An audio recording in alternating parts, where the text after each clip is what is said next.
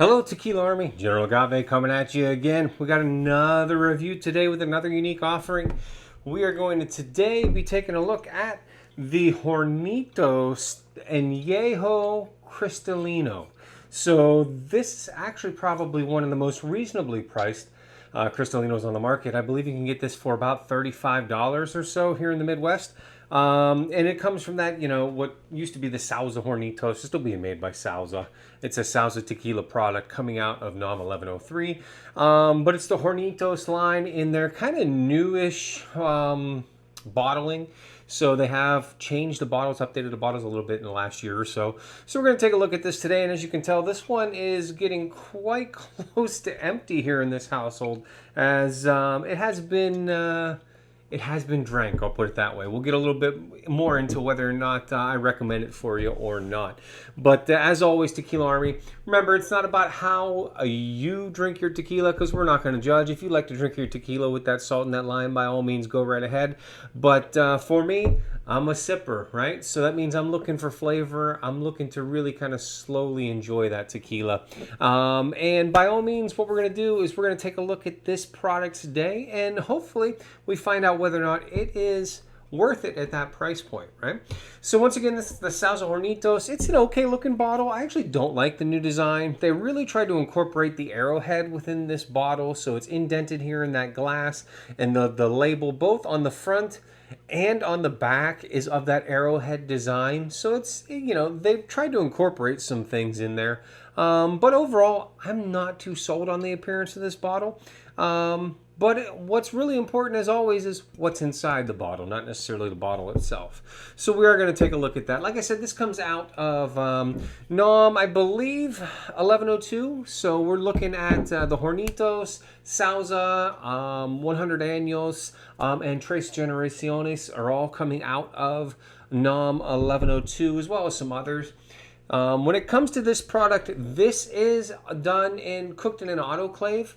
Right, so that is a much faster cooking process, and then it's actually processed in diffusers, right? So we know there's a lot of negative stuff about diffusers out there in the industry, and if you don't know what a diffuser is, their Army, so diffusers allow them to basically produce tequila in less than 24 hours or around 24 hours. It normally would take up to a week to produce the slow, old school way, and as many would say, probably the right way.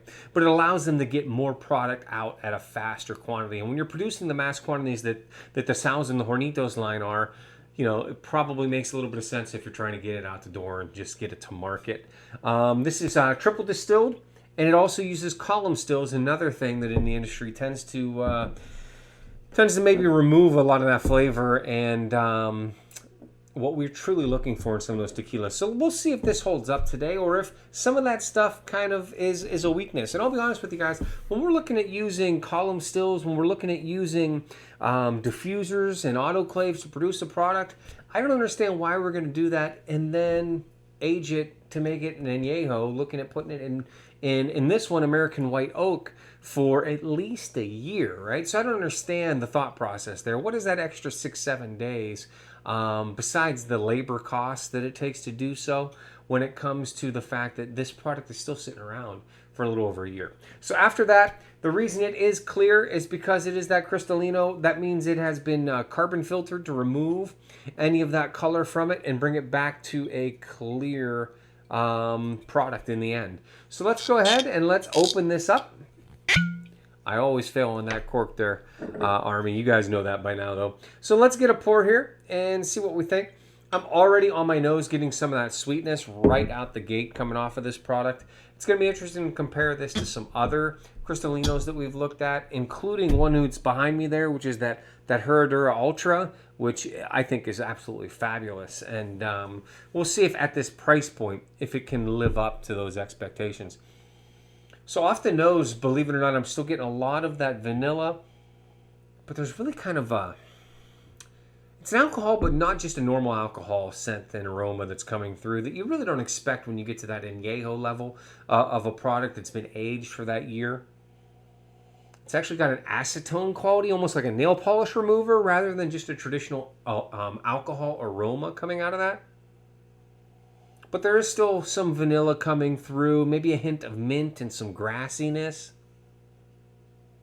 But really, it's kind of dominated by a vanilla covered up with a nail polish, if that makes any sense. So, I mean, it looks okay on the glass. Looks a little thin, actually. So now let's see what it tastes like.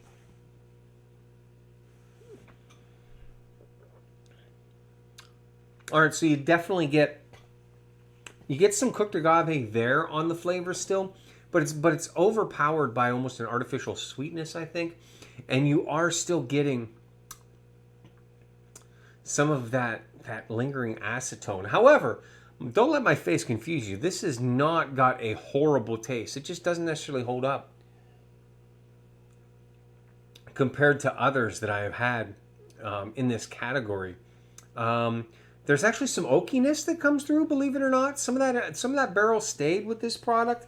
That vanilla is there. There's a slight hint of almost like a cake batter that comes through with this product.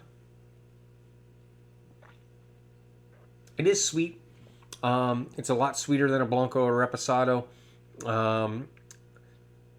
It's definitely got some of that sweetness coming through with that cake batter, with that vanilla.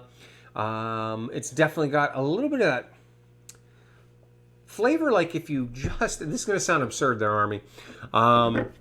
It kind of finishes almost like freshly mowed lawn, if that makes any sense. And for some of you, you might think that's disgusting. Honestly, that is a smell and an aroma that, you know, brings me back to childhood, that wet grass, freshly mowed lawn, that I don't necessarily dislike. It's real weak in there. It's not overpowering, but there's a little bit of that on the finish. Maybe even a little pear. But predominantly I'm getting some agave, some oak, some vanilla, but there's a lot more acetone to it than I'd like in an Añejo and then a Cristalino. So honestly, guys, on a scale of 1 to 10, I'd probably be around a 5 on this, maybe even a 4.5. Now, like I said, it's coming in at under $40 in that mid-30 range here in the Midwest. And when you're thinking about products within that price range, you're not going to find any other Cristalinos out there that are in that price range. So, you know, when it comes to that, maybe it's worth it if you're on a budget, you're looking to try a Cristalino, try something new. Because this is, as most of you know out there, a relatively new category in the last several years, where they've started to charcoal filter and remove all that color from your Añejos. But overall, I mean, at that price point, if you're really trying to get that first taste of a Cristalino in this version, by all means, it might be worth it there. Like I said, this bottle's certainly not full, right? So it's been open for a little while, but this is one that every now and then I think my wife picks it up, and if I don't want to crack open the higher end, I might enjoy it with her. But there are much, much better products out there. At this price point, you know, there might be another bottle in my house in the future, but there's a lot better stuff out there. There's that fresh, wet grass that is really there at the end, along with some of that acetone. But with that, Tequila Army, tell me what you think. Have you had this product? If so, drop that in the comments. Let us know. Did you like it? How does it stand up to some others that you've had? What do you think about the Hornitos line as a whole? You tell us down in that comments, and don't forget to hit that like and that subscribe button so you're the first to see any future video reviews that come out and some of our tastings with friends. We love to do those blind tastings and throw a little wrench in the works and see what happens. So maybe we'll do an all Cristalino lineup blind tasting here in the future. If you'd like to see that, drop that in the comments as well. As always, Tequila Army going out there, try new things, try new tequilas. This is General Agave signing off. Thank you very much, and have a wonderful day.